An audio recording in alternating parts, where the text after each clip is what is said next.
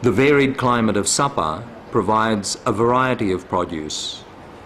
Temperate climate vegetables grow all year round in the villages of O Kui Ho, gardens of coyote in all of the versants of the Rocky Mountains grow patiently in the sunlight and under the wind to become the famous specialties of Sapa. Varieties of peaches and pears originating from South China grow in the gardens of Takbak. Though the fruits are modestly small, their flavour is very juicy. Many kinds of flowers from Europe have been acclimatized to Sapa. Nowadays, growing different species of flowers is one of the economic activities in Sapa, using modern farming techniques. Some flower growers collect different species of orchid and water rail flowers from the Huanglianson range to sell to those who wish to take back with them a bit of Sapa perfume and beauty.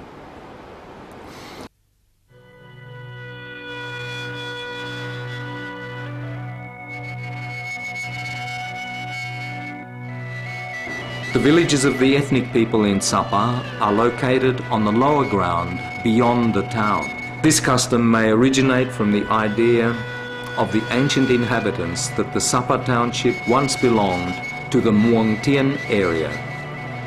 The most attractive to tourists are the villages in the Muang Hua Valley.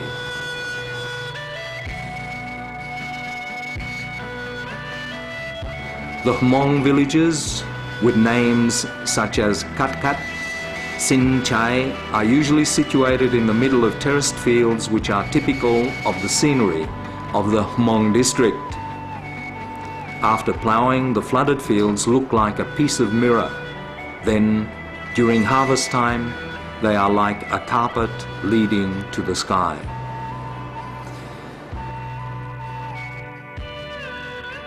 In each season, a Hmong village has its own different beauty. Houses with walls and roofs made of solid wood and bamboo provide a good cool resting place in summer. A wood fire burning through the night, together with the heat of the distilled spirits offered to visitors, provides warmth during winter.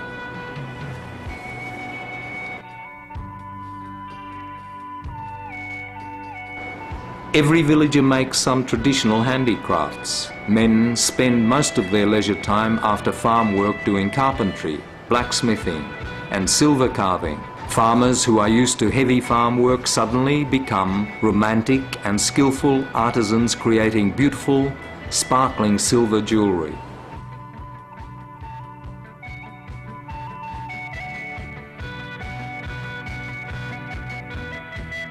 Hmong women make cloth, performing all stages of the work, from processing the linen to weaving on a small frame loom. This is a traditional technique that industrial weaving can never reproduce with the same quality. To be skillful in weaving and embroidery is one of the requirements for Hmong women. Samples for embroidery are made of beeswax. The glossy lines and patterns are then made by silk threads of different colors woven into a piece of black cloth.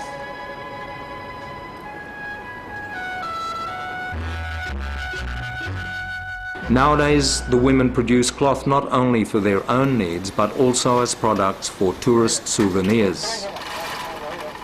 Taking a tour in Sin Chai village, visitors will be taught by Hmong women how to do the very sophisticated and patient work of weaving and embroidering linen.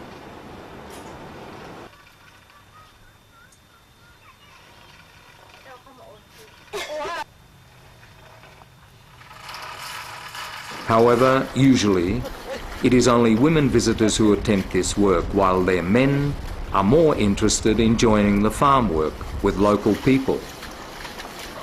Ploughing is very easy in a vast field, but in a small plot of only a few square meters, it requires a very sophisticated technique.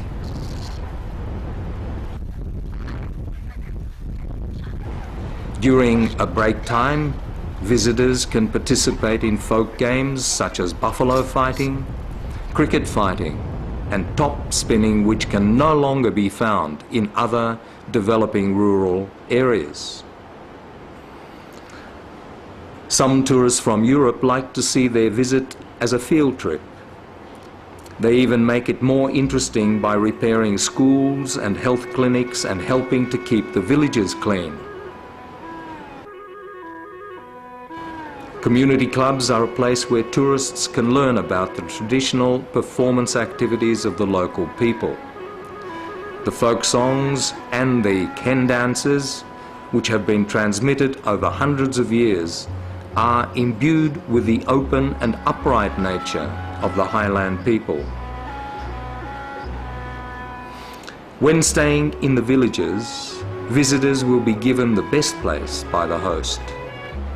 Blankets and mats with colourful patterns and the handicrafts create an atmosphere full of traditional culture. Hmong people hang many kinds of weapons in their house. This is not for security, but a local tradition.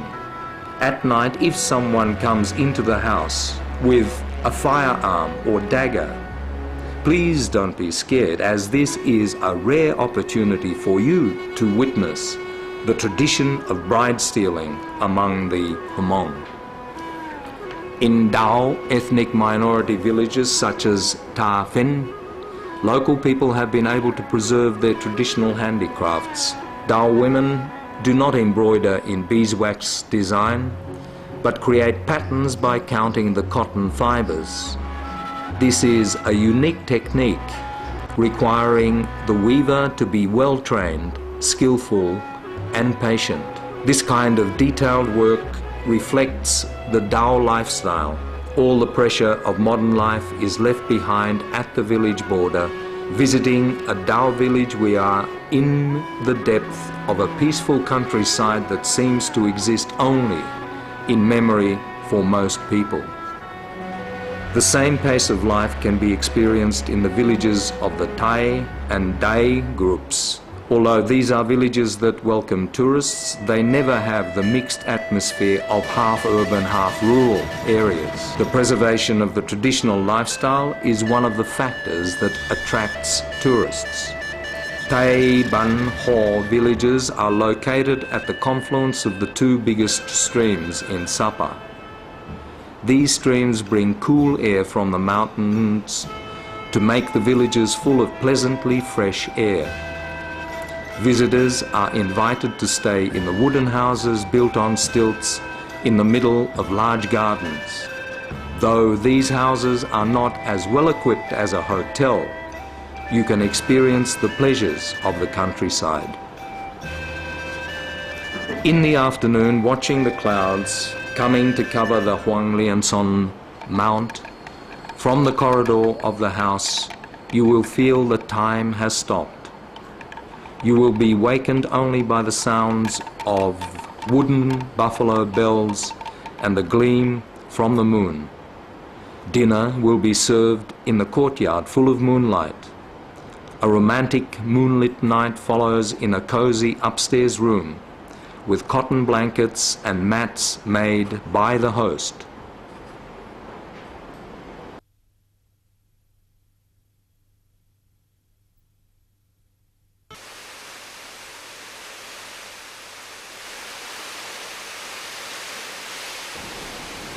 From Ban Ho, upstream of Muang Hua, we can see the bridge made of rattan.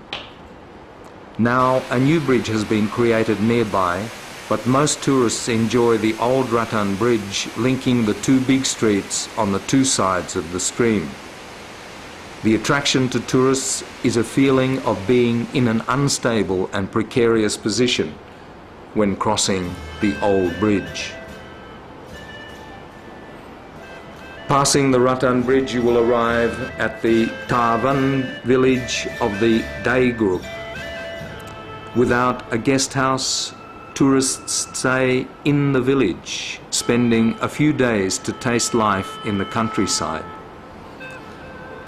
The village meal will provide us with special flavors that cannot be found in any restaurant because It is served with fish caught from the nearby stream, bamboo sprouts from the forest, and these dishes are prepared with hot chili, ginger and herbs. Visiting Sapa early in the spring, tourists can enjoy many traditional festivals. The ceremony to pray for the crops is carried out with the simplest wishes for good weather and a bumper harvest. The ceremony ends with games in the fields for everyone, both villagers and visitors. In the con throwing game, when the moon face target is broken, yin-yang harmony will be obtained. In a performance of gao singing, young boys and girls exchange sweet songs and chants. These games take us back to our childhood with kid songs, enlivened by the village drum.